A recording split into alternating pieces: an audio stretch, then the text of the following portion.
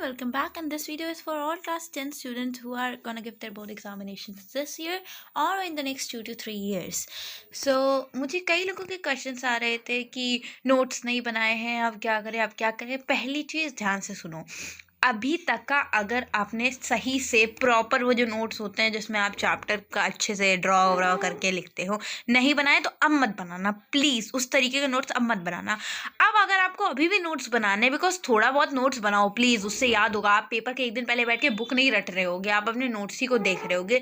तो बहुत शॉर्ट, जिसको कहते हैं very short notes, like flash cards जैसे होते हैं। फ्लैश कार्ड तो आप बनाओगे नहीं एक एक पन्ने पे, बट एक पेज पे, जैसे मैंने मान लीजिए एक चैप्टर पढ़ा है तो इसमें से मैं मेन चीज़ें की, जैसे मैं सिर्फ अपना एग्जांपल दे रही हूँ, आपके उसमें नहीं है। जैसे यूनिलेटरलिज्म तो क्या होता है, व्हाट इज इट, उसकी डेफिनेशन लिख दी। उसके अंदर अगर कोई मुझे इंपॉर्टेंट पॉइंट दिखा तो मैंने वो लिख दिया, ठीक है।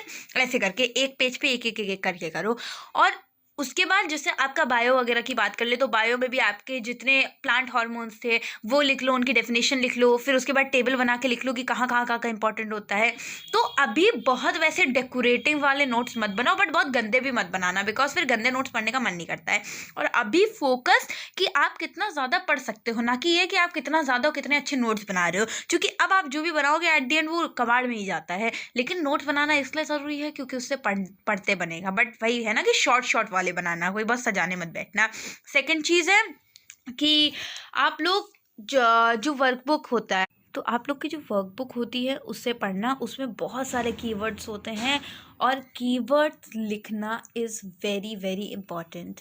बिकॉज अगेन अगर आप कीवर्ड्स नहीं लिखोगे तो फिर तो एग्जामिनर का ध्यान उस पर नहीं जाएगा और मार्क्स कटेंगे उसके भी। कीवर्ड्स के मार्क्स मिलते हैं आपको, और जो लाइनें हैं जो आप पढ़ते हो अपने जो भी आपकी स्टोरी बुक है जो भी है उसको मार्क करो, अंडरलाइन करो उन लाइनों को। अगर आप कोई अच्छा कोट लिख रहे हो, कोई मीनिंग लिख रहे हो, अच्छी लाइन आपको लग रहा है कि हाँ ये पढ़ के तो खुश हो जाएगा एग्जामिनर, तो उसको अंडरलाइन ज़रूर करना। और वर्कबुक के अंदर बहुत सारी अच्छी अच्छी चीज़ें लिखी रहती हैं, एक्सप्लेनेशंस लिखी रहती हैं, उसको ध्यान से पढ़ो। और या अगर और कुछ जानना है तो कमेंट डाउन, मैं बता दूंगी अगली वीडियो में। Thank you.